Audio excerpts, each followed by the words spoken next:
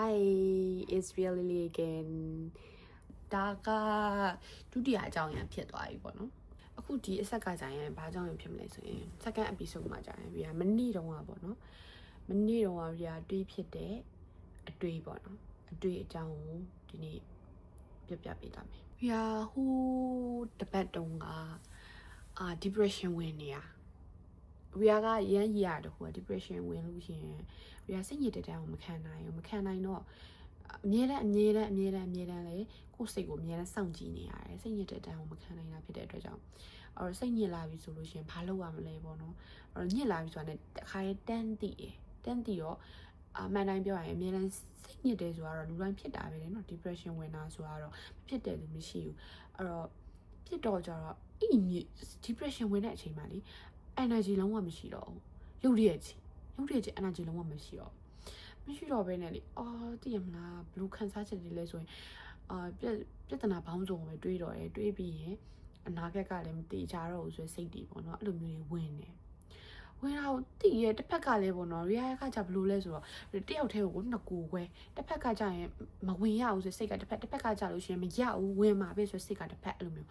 အဲ့တော့ဒါပေမဲ့နှစ်ဖက်ကမျှနေထိန်းနေရပါတော့ထိန်းနေရင်အဲ့မနက်မှာတမိုင်းတချူဖြစ်သွားတယ်ဖြစ်တရားကိုလည်းတည်ရတကယ်တော့အေးရေးမွားနေလဲစတာပေါ့နော်အဲ့တော့အေးလည်းမှန်အေးကြပါလို့အေးမှန်လည်း depression ဝင်နေအေးမွားနေစပြီးဘွားကြီးကတည်ရမလားအထိပ္ပယ်မရှိတော့သူတို့ခံစားလာရပြီးအဲ့မှာ depression ကြီးစဝင်တော့ကြာဝင်တဲ့အချိန်မှာမနေ့ပိုင်းဝင်လိုက်တယ်ထားလိုက်ပေါ့နော်မနေ့ပိုင်း9 နာရီလောက်ကထသွားတယ်10 နာရီခွဲလောက်ဝင်တော့မပျော်တော့ဘူးဆိုရခံစားချက်ကအရန်ကြောက်စရာကောင်းတာနော်မပျော်တော့ဘူးဆိုရင်ဘာနဲ့လှုပ်လို့မပျော်တော့ဘာနဲ့ဖြောမပျော်တော့အမျိုးအရန်ကြောက်စရာကောင်းတာတကယ်ကြောက်စရာကောင်းတာအဲ့တော့ဘာနဲ့ဖြောမပျော်တော့ပြီးရရှင် depression တကယ်ဝင်နေတဲ့ကာလဆိုရင်သိရပါတခုကဘာလဲဆိုရင် depression ဝင်နေတဲ့ကာလဆိုရင်လုံးဝဘာ motivation မှမတိုးပါပဲYouTube ကဘာတွေနားထောင်စားတွေဘလို့ဖတ်လေ motivation မတိုးစားဖတ်ရင်တော့နည်းနည်းတက်တာတယ်ဒါပေမဲ့ရုပ်ရည်ကြီးဝင်လာပြီဆိုလို့ရှိရင်ဘဝရဲ့အထိပ္ပယ်ကြီးမဲ့သွားပြီလမ်းကြီးပြောက်ပြီးတော့အဲ့ motivation ဝင်တော့ပဲဘသူပြီးလို့ရှိရင်သူများတွေတော့မသိဘူးပေါ့နော်ရီယာကိုပိုင်ဆိုလို့ရှိရင်ဘသူပြောလကားတင်မလားဟိုပါတော့လကားစကားတွေရှောက်ပြောနေတယ်လို့ပဲခံစားရသူ motivation မှာမတူပြီးလို့ရှိရင်ငါရှိရနော်တွေဘယ်လိုသူရှိရနော်တွေဘယ်လိုတွေပြောလဲအဲ့လိုမျိုးအပိုတွေဆိုတဲ့စကားတွေပဲအပိုတွေဘယ်လိုပဲတွေးမိရတယ်လားအဲ့ depression ဝင်နေတကယ်ဘသူကိုမှဘသူစကားမှနားထောင်လို့လည်းမရတော့ဒီတိုင်းကိုပဲကဲမရမယ်သူမျိုးအဲ့လိုမျိုးဆိုတော့အဲ့တော့ depression ဝင်တဲ့အခါကျဘယ်လိုလုပ်ရလဲဆိုတော့အဲ့ဒီကအဲ့နဲ့ပြင်းနေပေါ့နော်ရောက်လာတော့ကြာတော့ content တခုကြည့်ရပြီးတော့ video တစ်ပုတ်ကြည့်ရပေါ့နော် video ကြည့်တော့အဲ့ video ကဘာလဲဆိုတော့သဘောကျရဲ့မင်းသမီးတယောက်ပေါ့နော်သဘောကျရဲ့မင်းသမီးတယောက်ရဲ့ video တခုကြည့်တော့ဒီတိုင်းပဲပုံမှန်သူ့ဘဝအကြောင်းလေးတွေကိုပြောနေတာသူ့ဘဝအကြောင်းဘာပြောလဲဆိုရင်သူကအခုအသက်30လောက်ဆိုတော့အသက်20လောက်မှာပေါ့နော်သူဘဝကိုဘယ်လိုရှင်းတန်းလဲသူကအောင်မြင်နေတဲ့လူတယောက်ကိုအဲ့တော့သူကဘယ်လိုတောင်းလဲဆိုလို့ရှိရင်သူပြောတဲ့အကြောင်းအရာကသူကအဖွဲလိုက်လဲအလုပ်လုပ်တယ်ပြီးရင်သူတယောက်ထဲလဲအလုပ်လုပ်တယ်ပေါ့နော်သူကတရုတ်ဆောင်နောက်တစ်ခါကျအဆူတော့ဒီ K-pop idol ပဲတရုတ်ဆောင်အဆူတော့ဆိုတော့သူကအသက်20လောက်အရွယ်ပေါ့နော်ရီယာလောက်20ထားလိုက်ပေါ့အဲ့အရွယ်မှာသူကတော့ခုတော့အောင်မြင်နေတဲ့သူတယောက်ပဲအဲ့အချိန်တော့အောင်မြင်ဖို့စကြိုးစားနေတဲ့သူတယောက်မှာ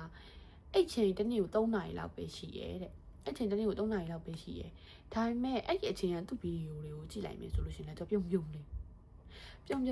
သူတို့ကတော့မင်းသမီးမလို့သူတို့ကတော့ idol မလို့သူတို့ကတော့တရုတ်ဆောင်မလို့သူတို့ကတော့ singer မလို့ဆိုပြီးတော့ပြုံးမှာပေါ့ဟန်ဆောင်နေလို့ပြောပေမဲ့တကယ်နော်ဗီယာတို့တကယ်ပင်ပန်းနေတဲ့အချိန်မှာအဲ့လို energy ကိုပြုံးထားဖို့ရလေမလွယ်ဘူးအကုန်လုံးသိပါတယ်ဘာလို့လဲဆိုတော့အကုန်လုံးသိမယ်လို့ထင်တယ်ဘာလို့လဲဆိုတော့ကိုယ်တွေတကယ်ပင်ပန်းနေပြီဆိုမျက်နှာတွေပုတ်တိုးနေပြီသူ့ကိုမှ positive energy မပေးနိုင်တော့ပြုံးလေးနဲ့လေရတော့နည်းနည်းပေးရပေါ့နော်အဲ့တော့ရတော့ပေးဖို့တော့ကြိုးစားပါတယ်ဒါပေမဲ့အဲ့ဒါပင်ပန်းနေတာပင်ပန်းတာကိုသိတယ်အဲ့တော့သူပြောတဲ့အထက်မှာသူအခုလေပြုံးလေးပဲပြောနေရပဲအဲ့တော့ပြုံးလေးပဲပြောနေအဲ့အချိန်တော့သူအရန်ပင်ပန်းတာမှလေသူတရုတ်ဆောင်လုပ်နေရင်းနဲ့တရုတ်ဆောင်ကလည်းအစဆိုတော့ ရုပ်ဆောင်လုပ်နေရင်လည်း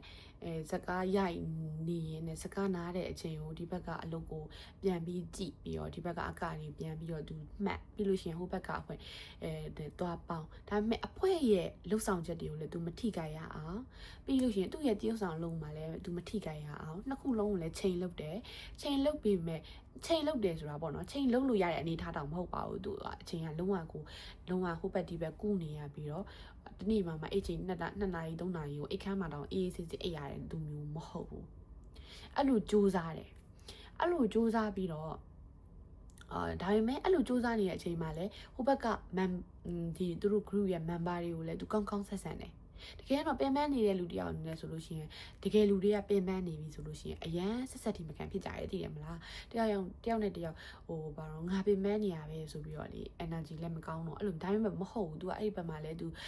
တက်နိုင်တဲ့များစူးစမ်းပြီးတော့ပြုံလေးနဲ့ပဲ तू energy ကောင်းကောင်းနဲ့ဆက်ထိန်ထားတယ်ပြီးရင်ဒီဘက်မှာလည်းအဲ့လိုပဲအလုပ်လုပ်တယ်ပြီးရင် तू အခုအောင်မြင်နေတဲ့ तू တယောက်ဖြစ်နေတယ်အဲ့တော့အောင်မြင်နေတဲ့သူတယောက်ဖြစ်တော့လေသူဒီအမှတ်တရတွေကိုပြန်ပြောလို့ drama ခင်းနေရမျိုးပေါ့နော်အဲ့လိုမျိုးမရှိဘူးသူအဲ့လိုလေးလုပ်ခဲ့ရဲဆိုတာမျိုးပဲရှိတယ်ပြီးတော့သူ့ဘဝရဲ့သူအဲ့ဒီတော့ကတယောက်ဆောင်လုပ်နေရင်းနဲ့လေသူရှောက်ခဲ့ဘူးတဲ့ audition တွေအကြောင်းပြီးရင်သူရှောက်ခဲ့ဘူးတဲ့ audition တွေမှာလည်းသူအခောက်ပေါင်းများစွာပေါ့နော်မရေမတွက်နိုင်ကြာရှုံးခဲ့တဲ့အကြောင်းပြောပြတယ်အဲ့ဒါလေးကိုကြည့်ပြီးတော့ရီယာရုပ်တရက်ကြီး motivation ရသွားတယ်ရီယာကကြတော့စကားတွေနဲ့နင်အဆင်ပြေသွားမှာပါတကယ်ပေါ့နော်ရီယာ depression ဝင်နေဆိုရင်အဆင်ပြေသွားမှာပါတို့ဘာဘလူတွေတော့အဲ့လိုလာပြောရင်စိတ်ထက်ပြန်ပြီးတော့မတက်လွယ်ဘူးဘာလို့လဲဆိုတော့အဲ့ဒါရီယာသိရလေရီယာကိုရိုင်းနဲ့သူများကို motivation ပေးဖို့ရဆိုလို့ရှိရင်ပြောနေကြစကားတွေဆိုတော့တခါလေကိုပြောနေရတဲ့တောင်မှငါကသူများကို motivation ပြောဖို့ရပဲဟိုပါတော့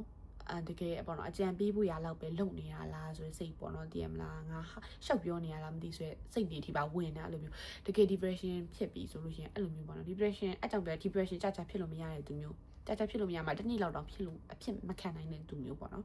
မနေ့ဖြစ်လိုက်တယ်နေ့လေကြာအဲ့ဗီဒီယိုလေးကြည့်လိုက်တော့ကြတော့ကံကောင်းစွာနဲ့အဲ့လိုမျိုးအဲ့မှာစိတ်ကအတိပြန်ဝင်လာတယ်ပေါ့နော်ပြီးအဲ့လိုစိတ်ပဲလေကိုယ်စိတ်ပဲကိုယ်စိတ်ပဲဆိုတော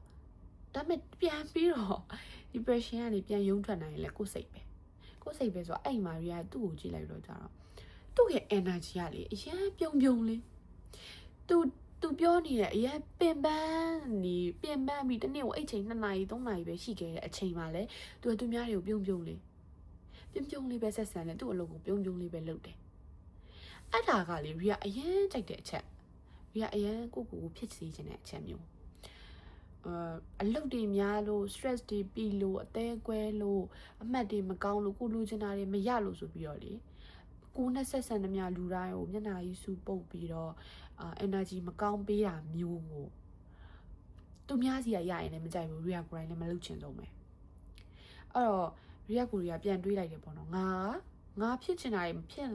နိုင်ဘူးဆိုတဲ့အကြောင်းပြချက်လေးတစ်ခုနဲ့အဲ့လောက်တောင်ပင်ပန်းနေရမဟုတ်ဘူးပေါ့နော်တနေ့2နာရီ3နာရီအချိန်ရှိနေရတယ်မဟုတ်ဘူးရှိရဲတွေရမှာအချိန်5နာရီ6နာရီ9နာရီပေါ့နော်ထားရှိရဲအဲ့နေရပဲပြင်စားစရာလည်းရှိနေရပဲအဲ့လိုမျိုးပင်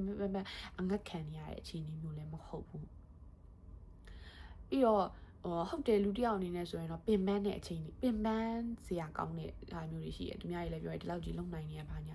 ဟိုတော့လောက်လုံနေရတာပင်ပန်းနေအရင်မပင်ပန်းငါဘာမှလုပ်မနေဘူးအရင်မပင်ပန်းဘူးလို့ခံစားရရင်လေ depression ကဝင်တတ်တော့အဲ့ဒါလေကိုတခုခုလုပ်နေရဆိုတာတော့တိမှန်ပြီးသွားမယ်ကိုဟုတ်တယ်လေကိုတခုခုလုပ်နေရပဲဒါပေမဲ့တစ်ဖက်မှာလည်းအဲ့ဒီတခုခုလေးလုပ်နေရယုံနဲ့ပင်ပန်းပြီးတော့ energy မကောင်းပြီးတော့ depression ဝင်ပြီးတော့လောကကြီးမှာသူများကိုထိခိုက်တဲ့သူမျိုးသူများကိုထိခိုက်တယ်ဆိုတာစိတ်ပိုင်းဆိုင်ရာကိုနဲ့တွေ့တဲ့လူတိုင်းကိုမကောင်းတဲ့ energy ပေးလိုက်တာမျိုးဖြစ်သွားစေတာမျိုးထားလိုက်ကိုကအေးမွားလို့ဝင်တိုက်တဲ့လူတွေမှန်သမျှဟိုဘူးကလန်တို့သူတို့ရဲ့နေ့ရက်တွေကိုဖြက်စီးနေ့ရက်ရဲ့ energy တွေစိတ်ခံစားချက်တွေကိုပေါ့နော်ရုပ်တရက်နည်းနည်းလေးပဲဖြစ်ဖြက်စီးသွားတာမျိုးပျက်စီးသွားစေတာမျိုးအဲ့ဒါတွေကလေအဲ့လိုကကိုရရင်လည်းမကြိုက်ဘူးတွေကအဲ့တော့သူများကိုလည်းဘာလို့ပေးမှလဲဆိုရယ်စိတ်ပေါ့နော်မာရီကဘာသွားတွေ့လဲဆိုရင်အောင်မြင်တဲ့လူတိုင်းကမကြရှုံးဘူးလို့မဟုတ်ဘူးကံကြီးအမြဲကောင်းနေလို့မဟုတ်ဘူးအမြဲတမ်းသူတို့ပြည့်စုံပြီးတော့တော်နေလို့မဟုတ်ဘူးနောက်တစ်ခါအဲ့လိုပြုံးနေနိုင်တဲ့အကြောင်းရင်းကလည်းသူတို့မှအဲ့လိုဖြည့်ဆည်းပေးနိုင်တဲ့လူတွေများနေလို့ဆိုရဲအကြောင်းရင်းတွေမဟုတ်ဘူး တကယ်တော့သူတို့ကိုယ်တိုင်ကကြာရှုံးနေလဲပဲသူတို့ပင်ပန်းနေလဲပဲသူတို့ဘာကြီးဘဝမှာသူတို့ဘဝမှာဘာကြီးမကောင်းတာတွေဖြစ်လာလဲပဲဒီ positive energy ဒီသူတို့ရဲ့ရှိသမျှစွမ်းအား energy နဲ့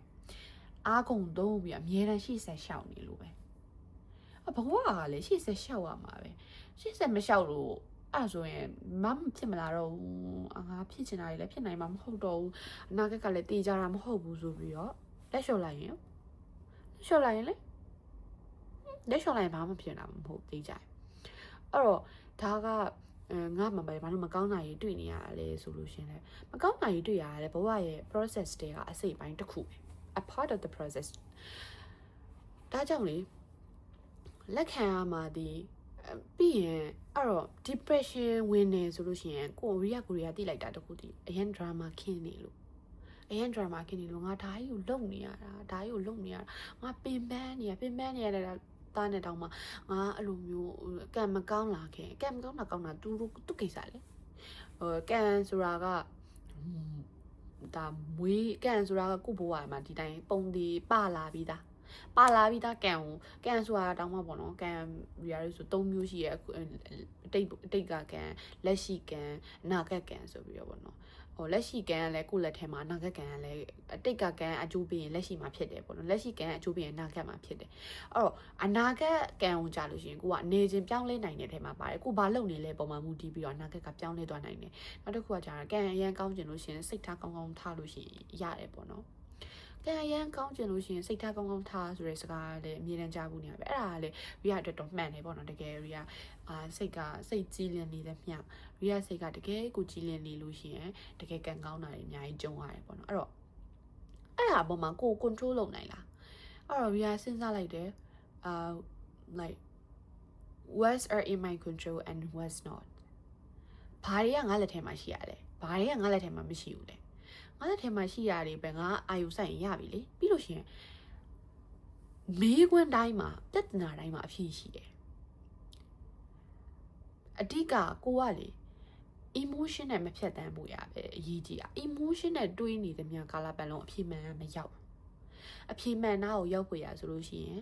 အဖြေမှန်လိုမျိုးပေါ့နော်ချင်းကပ်မှာပဲရောက်မှာအဲ့တော့အဲ့ဒီပေါ့နော်အဲ့ဒီမင်းသမီးလည်းဖြစ်တဲ့အဲ့ဒီ member idol လေးဖြစ်တယ်ပေါ့နော်သူ့ရဲ့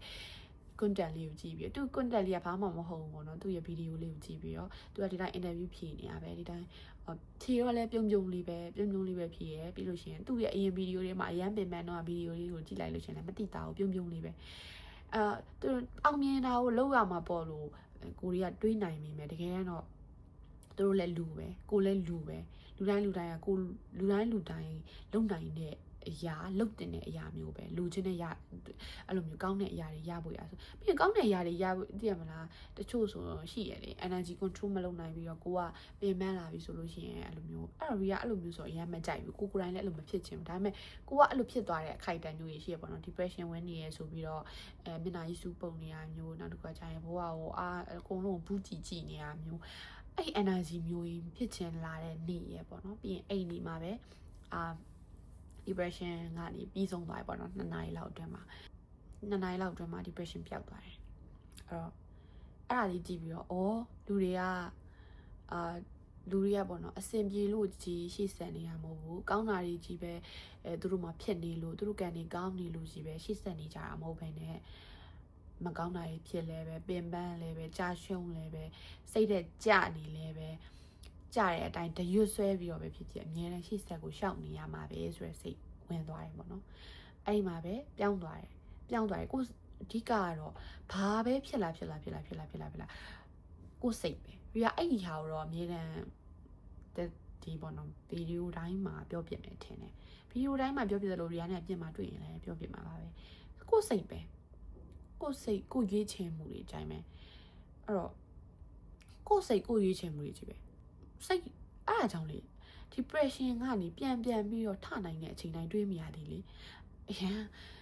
ငါစိတ်လေးကိုကျေးဇူးတင်လိုက်တာအရန်ကံကောင်းတာပဲဆိုရင်ငါမထနိုင်ဘူးဆိုလဲကိုယ်စိတ်ပဲ depression ကြီးဝင်သွားရဲဆိုတာလေတကယ်တော့ဒီ2 နာရီလောက်အတွင်းမှာဘယ်ပြဿနာမှာဘာမှအလောက်ကြီးပြောင်းလဲသွားတာမရှိဘူးဒါပေမဲ့ကိုယ်စိတ်ကအတွေးပြောင်းသွားတယ်ဒါပဲ ဟိုရီရလိုမျိုးပဲပေါ့နော်ဒီဗီဒီယိုတစ်ခုကိုကြည့်နေရဲဒါပေမဲ့သူပြောနေရတော့သူတို့ရဲ့ဘဝအစိပ်ပိုင်းလေးတွေဆိုပေမဲ့ကိုယ့်စီမှာကြားလို့ရှင်ရီရလိုမျိုးသဘောပေါက်သွားတာမျိုးတွေရှိနိုင်တယ်လေကိုကနေပြီးတော့အော်အဲ့လိုပါပဲဆိုတာမျိုးကိုယ့်အတွင်းနဲ့ကိုခံယူလိုက်တာမျိုးတွေရှိနိုင်တယ်ပေါ့နော်အဲ့တော့အဲ့ဒါအတွက်အဲ့နေရတော့တကယ်ကိုကောင်းတဲ့နည်းလေးဖြစ်သွားတယ်ပြီးရင်ရီယာတို့တွေက